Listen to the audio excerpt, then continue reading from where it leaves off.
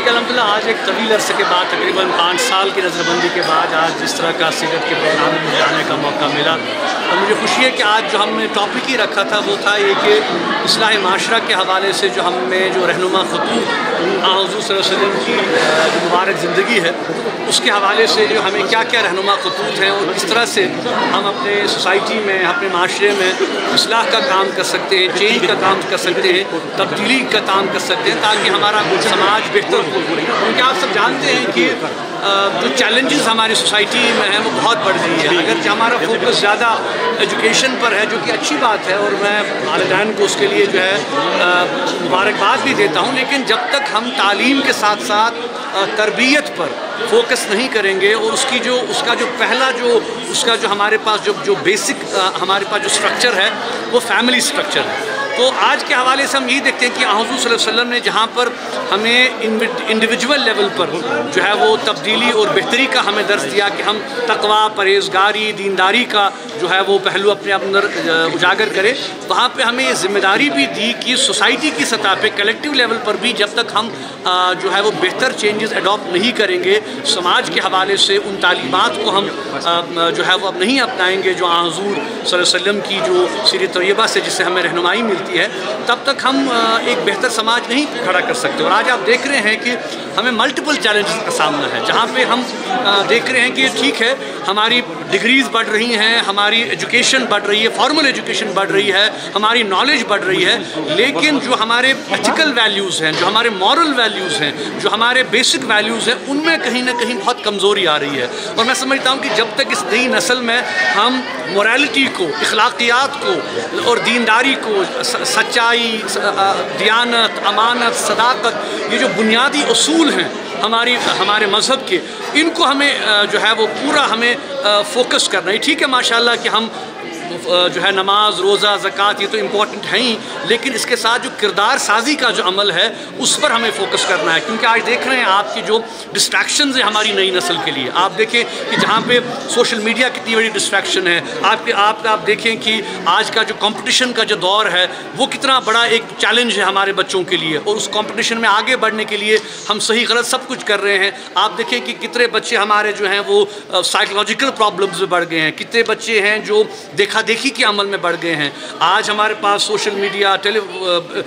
جو فونز، لیپ ٹاپس، یہی ہمارا جو فوکس ہے وہ کہیں نہ کہیں ہم مس کر رہے ہیں جو اصل بات ہے، کہ جو ہم کہیں گے کہ تعلیم صرف ڈگری نہیں ہے، تعلیم بیسیکلی آپ کا سارا جو ایک مورل سٹرکچر ہے، جو سوشل سٹرکچر ہے انسان کا، اس پہ ہمیں فوکس کرنا ہے۔ تو میں سمجھتا ہوں کہ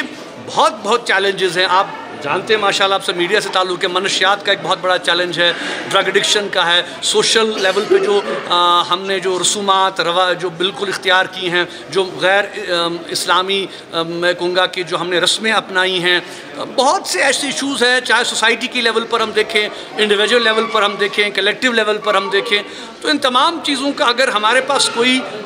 سٹرکچر ہے، وہ ہمارے پاس حضور صلی اللہ علیہ وسلم کی سیرت ہے، انہوں نے ہمیں ایک چیز بیان کر دی ہے، قرآن اور حدیث تو ہماری زندگی کا ایک ایسا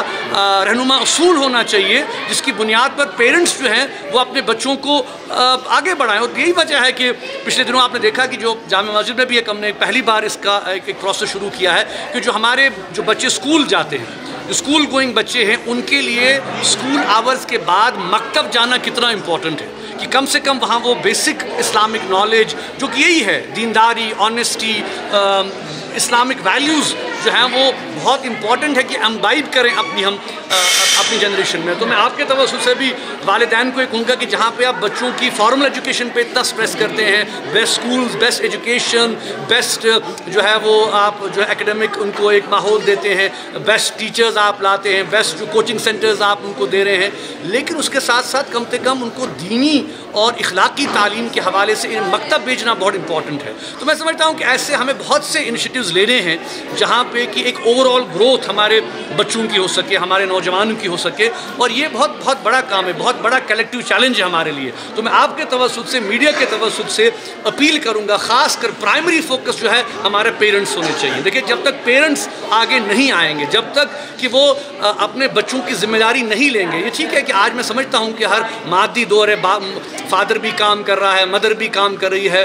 آج ہم نے ایزی منی کر دی ہے بچوں کو, بچہ جو بھی مانگتا ہے ہم اسے دے دیتے ہیں. ہمیں ضروری ہے کہ تھوڑی اکاؤنٹیبلٹی لانی ہے, ان کو احساس دینا ہے, ذمہ داری دینی ہے, ان کو یہ سمجھنا ہے کہ بچہ پیدا کرنا, اس کے بعد اس کی اصلاح کرنا, اس کی تربیت کرنا, اس کو سوسائٹی میں ایک جگہ دینا, وہ ویلیوز, سچائی, ایمانداری, یہ ویلیوز ہمیں اپنے بچوں کو دینے ہیں. اور اس حوالے سے جہاں پر سکولز اپنا کام کر سکتے ہیں, ماشاءاللہ میں نہیں کہہ رہا ہوں کہ ہم کر رہے ہیں, اور آئی تھنک ان سیمینارز کا فوکس بھی یہی ہے کہ ہم اصل بنیاد جو ہے کہ ہمیں انڈیویجول لیول پر بھی فوکس کرنا ہے, جو میں نے آج یہاں بات کی, اور کلیکٹیو لیول پر بھی ہمیں اجتماعیت پر بھی فوکس کرنا ہے. تو آئی تھنک ان ایشوز کے حوالے سے اگر والدین, ہمارے ٹیچرز, ہمارا جو ایجوکیشن سسٹم ہے, ہمارے جو امام ہیں, ہمارے جو مکتب ہیں, ہماری جو مسجدیں ہیں, ہماری جو درسگاہیں ہیں, یہ ہمارے پاس ایک سوشل سٹرکچر بنا ہوا ہے. اگر اس کا ہم فائدہ اٹھائیں, اس کے ذریعے آپ دیکھیں کہ ہم بہت سی جو ہماری چیلنجز ہیں ہماری سوسائٹی میں, ہم ان کا جو ہے وہ سامنا کر سکتے ہیں. میرویس صاحب, جس طریقے سے کچھ دنوں سے دیکھا جا رہا ہے کہ جو نان لوکل لیبرس کی کلنگ کا جو فیصلہ ہے, دیکھیں آپ نے تو کہا, وہ تو بہرحال تو ہم نے کہا پرسوں بھی جو ہے وہ ہم نے اس پہ افسوس کا اظہار کیا ہے. اور خاص کر اسلامی تعلیمات کے تناظر میں اگر ہم بات کریں, کسی بھی جو ہے بے گناہ کا قتل جو ہے وہ قابل مذمت ہے. ہم تو ہمیشہ سے یہ کہتے ہیں کہ جو ہے وہ اس قسم کے واقعات کی ہم مذمت کرتے ہیں. جو کوئی بھی یہاں پہ آ رہا ہے روزی روٹی کے لیے, معاش کے لیے, تو ان کو ٹارگٹ بنانا یہ افسوسناک عمل ہے, اس کی ہم پرزور مذمت کریں. کل دیکھا گیا کہ 8 سالوں کے بعد جو حریت قیادت ہے وہ ایک ساتھ جمع ہوتی ہے. دیکھیے اب ظاہر سی بات ہے کہ 5 سال کے عرصے کے بعد میں بھی بند رہا اور موقع نہیں ملا کہ ہم ملیں, آپس میں بات کریں. ان 5 سال عرصوں میں ہم نے بہت سے ہمارے ساتھی تھے جو کہ انتقال کر گئے, ان کی بھی ہم نے یاد کی. بہت سے ابھی بھی جیلوں میں ہیں, ان کو بھی ہم یاد کر رہے ہیں. تو ہم ملے پہلی بات, تو انشاءاللہ امید ہے کہ آئندہ ہم ملتے رہیں گے. Thank you sir.